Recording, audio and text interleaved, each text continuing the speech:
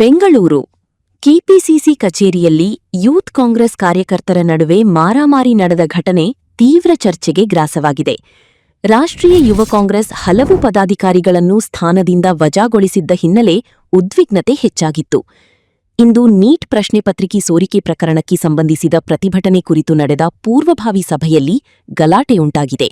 ಯುವ ಕಾಂಗ್ರೆಸ್ ರಾಜ್ಯ ಉಪಾಧ್ಯಕ್ಷೆ ದೀಪಿಕಾ ರೆಡ್ಡಿ ಮತ್ತು ಅಧ್ಯಕ್ಷ ಮಂಜುನಾಥ್ ಗೌಡ ಬೆಂಬಲಿಗರ ನಡುವೆ ವಾಗ್ವಾದ ಶುರುವಾಗಿ ಬಳಿಕ ಕೈಕೈ ಮಿಲಾಯಿಸುವ ಮಟ್ಟಕ್ಕೆ ತಲುಪಿದೆ.